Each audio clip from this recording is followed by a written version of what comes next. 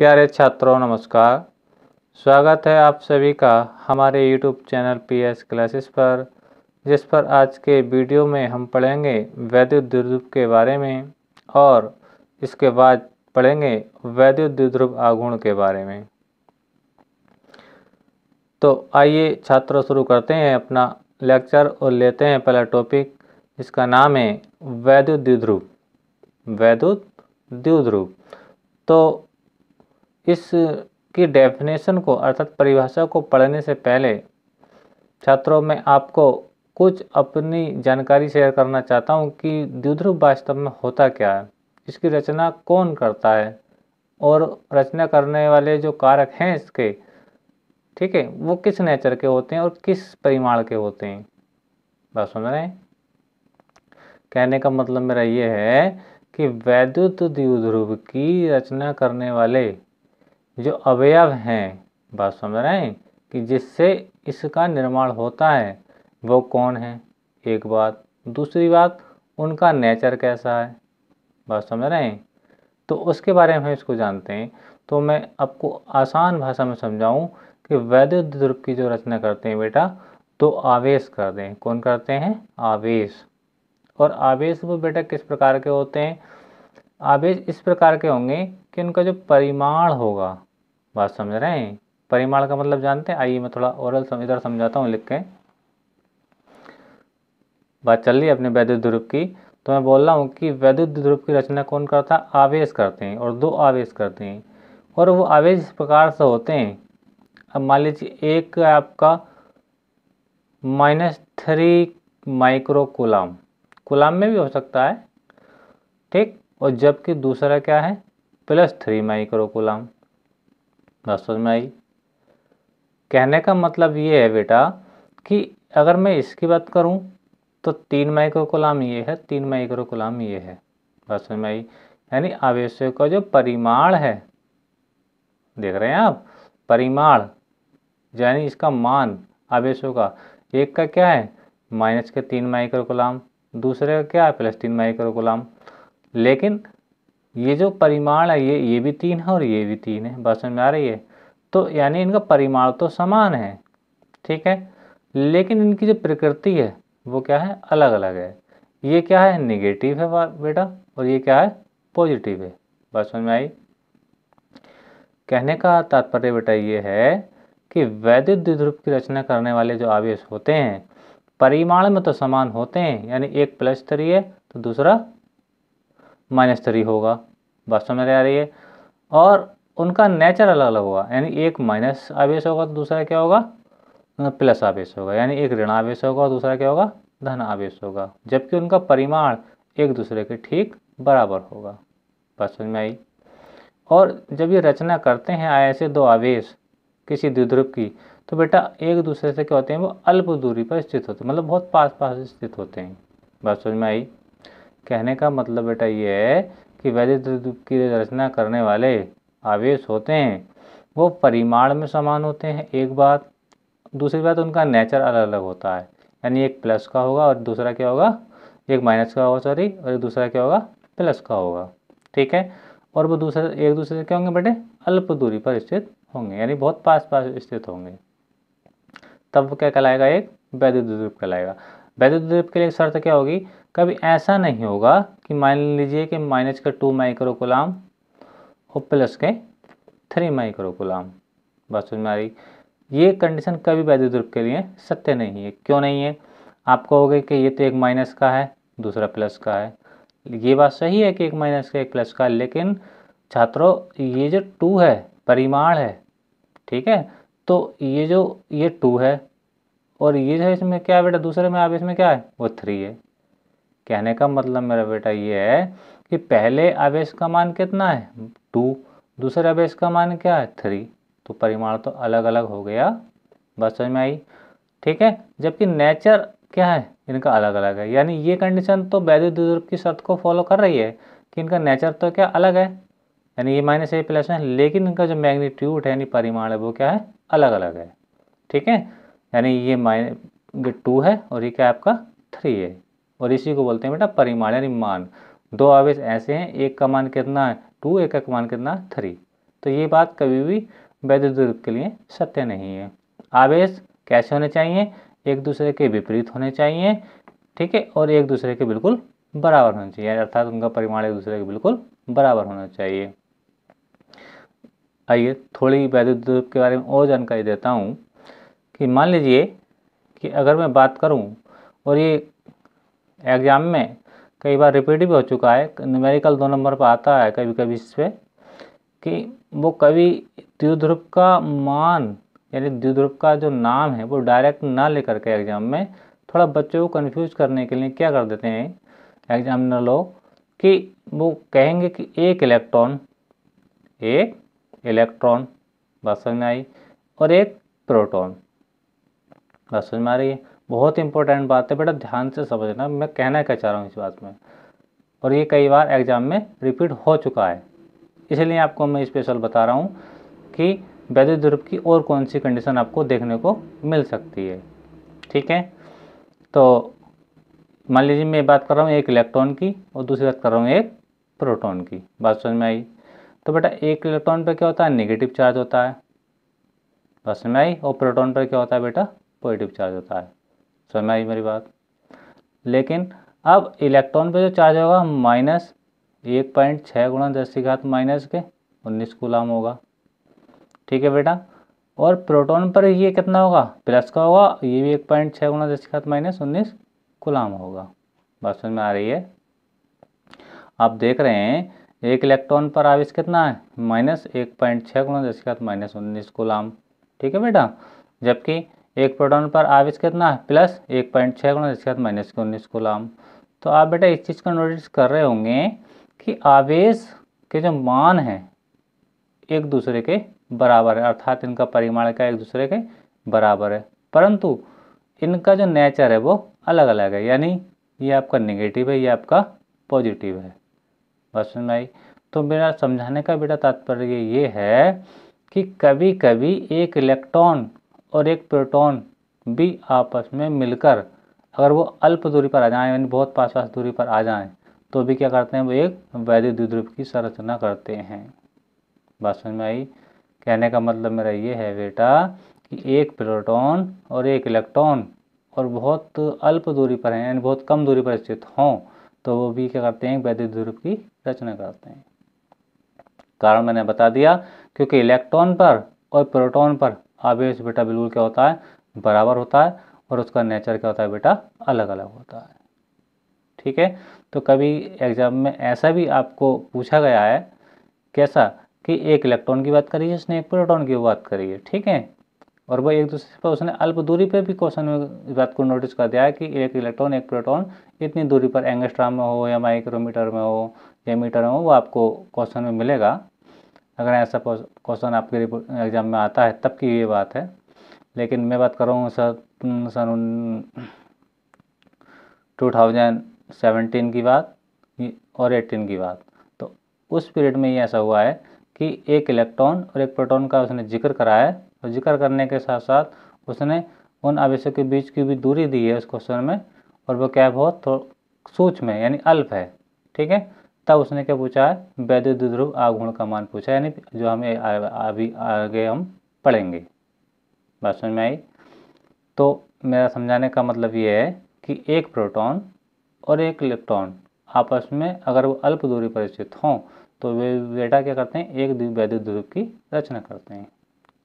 क्यों? क्योंकि एक इलेक्ट्रॉन की बात करूं या एक प्रोटॉन की बात करूं, तो उनका जो आवेश होता है एक दूसरे के बराबर होता है, जबकि उनका नेचर क्या होता है, अलग अलग होता है, यानी इलेक्ट्रॉन पर नेगेटिव चार्ज होता है, प्रोटॉन पर पॉजिटिव चार्ज होता है। बात समझ में आई? तो इस बात को मैं बता रहा था कि इलेक्ट्रॉन और प्रोटॉन भी अगर अल्प दूरी पर स्थित हो जाएं, तो वे भी क्या करते हैं, एक वैद्युत द्विध्रुव की ही रचना करते हैं। ठीक है, बच्चे कन्फ्यूज अधिकांश इस चीज़ में हो जाते हैं। इलेक्ट्रॉन प्रोटॉन तो पढ़ा है, खूब पढ़ा है, लेकिन अगर जिस बच्चे ने बारीकी से सिलेबस को पढ़ा है, यानी जिसका बेसिक मजबूत है, तो वो समझ जाएगा एकदम कि हाँ एक इलेक्ट्रॉन की बात है, एक प्रोटॉन की बात है, तो निश्चित ही क्या कर रहे हैं कि एक वैद्युत द्विध्रुव की रचना कर रहे हैं, और ये किस फार्मूले से सवाल होगा उनको बहुत आसानी से समझ में आ जाएगा। ठीक है, तो ये तो डेफिनेशन थी मेरी। आइए अब देखते हैं इसकी क्या डेफिनेशन है। अब पढ़ते हैं, देखिए वैद्युत द्विध्रुव वह निकाय जिसमें दो बराबर किंतु विपरीत आवेश, वह निकाय यानी सिस्टम जिसमें दो बराबर यानी परिमाण क्या होगा आपस में उनका बराबर होगा, किंतु विपरीत आवेश, विपरीत मतलब उनकी प्रकृति क्या होगी बेटा, अलग अलग होगी, और वो एक दूसरे से क्या होंगे बेटा, अल्प दूरी पर, अल्प दूरी मतलब बहुत कम दूरी पर स्थित होंगे। तो ऐसा जो निकाय होगा वो क्या कहलाएगा बेटा, वैद्युत द्विध्रुव कहलाएगा। बात समझ में आई। और एक बात खास ये है कि वैद्युत द्विध्रुव के आवेशों की जो बीच की दूरी होती है, वैद्युत द्विध्रुव की रचना करने वाले जो आवेश होते हैं उनकी बीच की दूरी होती है बेटा, कैसे लिखी जाती है, वो 2L से लिखी जाती है। इस बात को बहुत अच्छी तरीके से नोट कर लें, क्योंकि जब दूरी की बात आती है तो अधिकांश छात्र R का मान लिख देते हैं या फिर X का मान लिख देते हैं। इस बात को याद रखें कि वैद्युत द्विध्रुव के आवेशों के बीच की जो दूरी होती है बेटा वो 2L से ही डिनोट की जाती है। ये भी एक खास बात है, अगर इस पर कोई न्यूमेरिकल आता है एग्जाम में वैद्युत द्विध्रुव पर, तो इस बात को याद रखना कि अब वैद्युत आवेशों के बीच की जो दूरी होती है वो बेटा कैसे शो करी जाती है, 2L से शो करी जाती है, ना कि R से।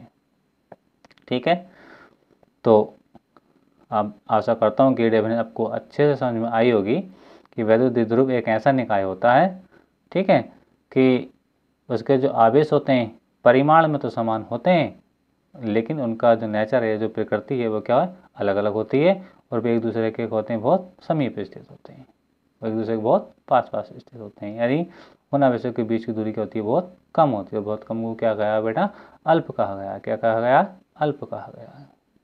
ठीक है, आइए देखते हैं इससे कुछ एग्जाम्पल दिए हमें। एग्जाम्पल हैं HCl, HCl यानी हाइड्रोजन क्लोराइड। क्या होता है कि देखिए बेटा कि जब मैं HCl के एक अणु को ब्रेक करूँगा यानी तोड़ूंगा, मैं यहीं पे बता देता हूँ। देखिए HCl जब ब्रेक होगा बेटा तो आपका H पॉजिटिव हो जाएगा और क्या होगा, प्लस में Cl माइनस हो जाएगा। बात समझ में आई। तो यही बेटा प्लस क्या है, धनावेश है, और ये माइनस क्या है, ऋणावेश है। बात समझ में आई। तो और ये एक दूसरे से क्या है, H की और Cl की दूरी क्या है बेटा, बहुत ही लघु है, यानी बहुत ही सूक्ष्म है। इसलिए हमने एग्जाम्पल में क्या लिया है बेटा, एक HCl लिया है। क्या लिया है, HCl। ऐसे बेटा एक जल का अणु H2O, H2O कैसे ब्रेक होता है बेटा, जैसे H2O कैसे ब्रेक करेंगे इसको, H पॉजिटिव आपने प्रीवियस क्लास में पढ़ा होगा, और OH निगेटिव। तो ये जो प्लस है बेटा ये धनावेश है, ठीक है, और ये जो आवेश है बेटा ऋणावेश है। आप एक चीज़ का नोटिस कर रहे होंगे कि एक प्लस है और एक ही माइनस है। कभी ऐसा नहीं होगा द्विध्रुव में कि दो प्लस हो जाएं और एक माइनस रह जाए। अगर दो प्लस हैं तो दो ही क्या होंगे, माइनस होंगे। बात समझ में आई। और यही क्या है बेटा, आवेश है। ये धनावेश है, ये आपका ऋणावेश है, और ये एक दूसरे से क्या है बेटा, बहुत ही कम दूरी पर स्थित है। बात समझ में आई। तो आइए अब अगला टॉपिक लेते हैं, वैद्युत द्विध्रुव आघूर्ण। अगर आपको वैद्युत द्विध्रुव समझ में आ गया है तो आशा करता हूँ कि वैद्युत द्विध्रुव आघूर्ण समझना बहुत ही आसान है। ठीक है, आइए देखते हैं क्या होता है वैद्युत द्विध्रुव आघूर्ण। तो मैं आपको वैसे ओरल समझाता हूँ, फिर बाद में आपकी डेफिनेशन समझाऊंगा। पहले आप मेरी बात को गौर करिए, मैं क्या बोल रहा हूँ। वैद्युत द्विध्रुव आघूर्ण क्या होता है, देखिए वैद्युत द्विध्रुव के किसी एक आवेश, बात समझ में आ रही है, चाहे आप नेगेटिव का करें पॉजिटिव, लेकिन हमें साइन को ऐसा नहीं लेना, अर्थात चिन्ह का यूज नहीं करना है। वैद्युत द्विध्रुव का कोई एक आवेश ले लें, चाहे ये वाला ले लें चाहे ये ले लें, ठीक। तो एक बात याद रखेंगे, साइन हमें, साइन मतलब कोई भी इसका चिन्ह यूज नहीं करना, ना प्लस और ना माइनस। बात समझ में आई। तो वैद्युत द्विध्रुव के किसी एक आवेश, बात समझ में आ रही है, और उन आवेशों के बीच की दूरी क्या होती है बेटा, 2L होती है। जो मैंने पीछे बताया था कि वैद्युत आवेशों के जो बीच की दूरी होती है किसमें, वैद्युत द्विध्रुव में क्या क्या होती है, वो 2L होती है। ठीक है, उनका जो गुणनफल होगा क्या होगा, गुणनफल होगा, क्या कहलाएगा, वैद्युत द्विध्रुव आघूर्ण कहलाएगा।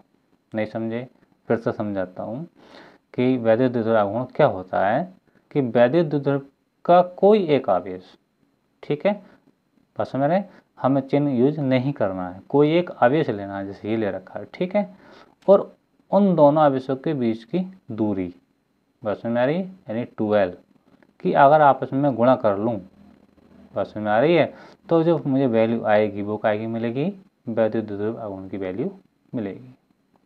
बात समझ में आई? तभी डेफिनेशन कहती है कि वैद्युत द्विध्रुव के किसी एक आवेश ठीक है, यानी ये और दोनों आवेशों के बीच की दूरी यानी 2L के गुणनफल को क्या कहते हैं? वैद्युत द्विध्रुव आघूर्ण कहते हैं। बात समझ में आई? तो आइए पढ़ते हैं अपनी डेफिनेशन क्या है। देखिए, वैद्युत द्विध्रुव के किसी एक आवेश, मैं वही बता रहा था, आवेश ये भी ले सकते हैं चाहे आप ये लिख लें, लेकिन हमें चिन्ह कोई सा नहीं लेना, ठीक। किसी एक आवेश तथा दोनों आवेशों के बीच की दूरी, यानी दोनों आवेशों के बीच की दूरी क्या है बेटा? देख रहे हैं आप, क्या 2L है, के गुणनफल को, काय को, देखिए मैं गुणा करके दिखा रहा हूँ, क्यू के साथ गुणनफल को वैद्युत द्विध्रुव आघूर्ण कहते हैं। इसे P से प्रदर्शित करते हैं। बात समझ में आई? यानी हमने कोई एक आवेश लिया, यानी ये लिया, और आवेशों के बीच की दूरी क्या ली बेटा? 2L जो होती है हमने बोली, और उनके आपस में क्या करा दी? गुणा करा दी। गुणा करने के बाद जो वैल्यू है, ठीक है, वो क्या कहलाएगा? आपका वैद्युत द्विध्रुव आघूर्ण कहलाएगा, ठीक है। इसे किससे प्रदर्शित करते हैं बेटा? इसे P से प्रदर्शित करते हैं। बस समझ में आई? आइए देखते हैं, पढ़ते हैं इसके बारे में थोड़ी और जानकारी क्या है। तो डेफिनेशन आपको समझ में आई होगी कि कोई एक आवेश लीजिए और इसकी मल्टीप्लाई कैसे कर दीजिए? उन आवेशों के बीच की दूरी से अर्थात 2L से गुणा कर दीजिए। गुणा करने के बाद जो फाइनल आंसर आएगा वही आपका क्या कहलाएगा? वैद्युत द्विध्रुव आघूर्ण के बराबर होगा, अर्थात वैद्युत द्विध्रुव आघूर्ण कहलाएगा। मैंने ये थोड़ा थ्योरिकल लिखकर समझाया। माना ए भी एक वैद्युत द्विध्रुव, देखिए ए ये है, बी ये है, ठीक है, वैद्युत द्विध्रुव है, जिसके ए सिरे पर प्लस क्यू आवेश, देखिए ए पर प्लस क्यू आवेश है, तथा बी सिरे पर माइनस क्यू आवेश स्थित है। तो बी सिरा ये है बेटा, माइनस क्यू आवेश स्थित है, और दोनों आवेशों के बीच की दूरी क्या है बेटा? 2L है। यानी ये और ये दो आवेश हुए, इनके बीच की दूरी क्या है बेटा? 2L है। बात समझ में आ रही है? तो वैद्युत द्विध्रुव आघूर्ण क्या है? यानी P, मैंने जो डेफिनेशन से लिया है कि कोई एक आवेश लेंगे, ठीक है, कोई आवेश यानी Q लिया, और आवेशों की बीच दूरी यानी 2L ली, इनकी क्या करा दी मैंने? गुणा करा दी, ठीक। अच्छा, तो ये P बराबर हो गया Q इंटू 2L। अच्छा दिखाने के लिए 2QL भी ले सकते हैं, है ना। तो अब इसके मात्रक की बात करें तो आवेश का जो SI मात्रक है वो क्या होता है? कूलाम होता है, और ये लंबाई है, क्या है? लंबाई, इसका मात्रक क्या होता है बेटा? मीटर होता है। इसलिए वैद्युत द्विध्रुव आघूर्ण का मात्रक क्या होता है? कूलाम मीटर होता है। बात समझ में आ रही है? वैद्युत द्विध्रुव आघूर्ण का मात्रक क्या होता है? कूलाम मीटर होता है। आगे क्या है? आगे देखते हैं। यह एक सदिश राशि है, बहुत खास बात है, बहुत इंपॉर्टेंट बात है, नोटिस कर लें इस चीज़ को कि यह एक सदिश राशि है जिसकी दिशा ऋण आवेश से, यानी माइनस आवेश से, माइनस Q से धनावेश की ओर होती है। यानी ये जो तीर का चिन्ह दिख रहा है, देखो बेटा, माइनस से किस एरो का चिन्ह क्या हो रहा है? प्लस की ओर जा रहा है, तो ये इसकी डायरेक्शन को बता रहा है। किसकी डायरेक्शन को? इस P की। P कौन है? वैद्युत द्विध्रुव आघूर्ण है। तो वैद्युत द्विध्रुव आघूर्ण की जो दिशा होती है बेटा, वो ऋण आवेश से धन आवेश की ओर होती है। बात समझ में आ रही है? इसका सदिश रूप क्या है बेटा? P बराबर Q कैसी राशि है बेटा? अदिश राशि है, इंटू 2L। L क्या है बेटा? 2L क्या है? दूरी है। दूरी आप कहोगे दूरी तो अदिश राशि होती है बेटा। जब दूरी को हम विस्थापन में कन्वर्ट करेंगे, बात समझ में आ रही है, तो हम क्या कर देंगे? दूरी को क्या में चेंज कर देंगे? विस्थापन में चेंज कर देंगे। बात समझ में? क्योंकि विस्थापन कैसी राशि है? आपने कक्षा 11 में पढ़ा होगा, विस्थापन कैसी राशि है? सदिश राशि है। बात समझ में आ रही है? तो ये जो वेक्टर रूप दिखाया है मैंने, दूरी को विस्थापन में ट्रांसफर करते हुए दिखाया है। बात समझ में आ रही है? हम कह सकते हैं कि प्लस Q आवेश की माइनस Q के सापेक्ष दूरी, सॉरी विस्थापन कितना है? 2L है। एक बार फिर समझे मेरा कहने का मतलब क्या है?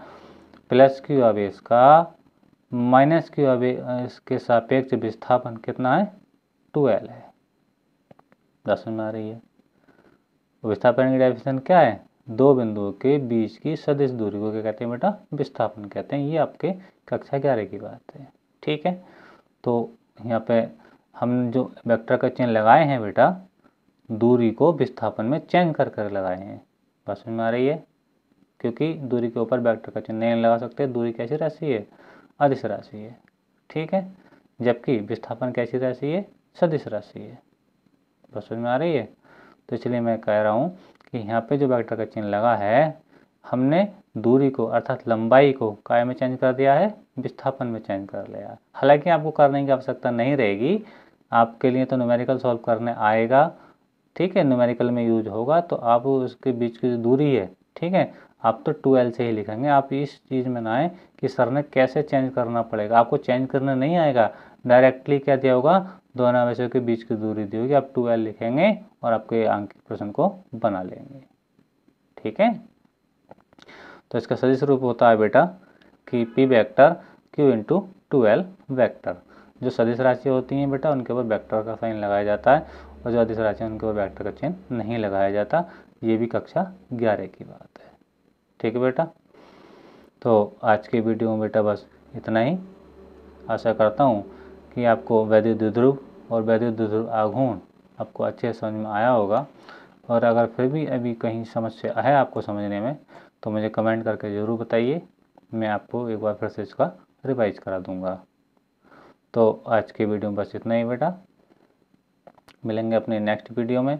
अगर आपको हमारा वीडियो पसंद आया है तो हमारे वीडियो को लाइक कीजिए, शेयर कीजिए और हमारे चैनल को सब्सक्राइब कीजिए, ताकि हमारी वीडियो का आने वाला नोटिफिकेशन सबसे पहले आपको प्राप्त हो। तो आज की वीडियो में बस इतना ही बेटा, धन्यवाद।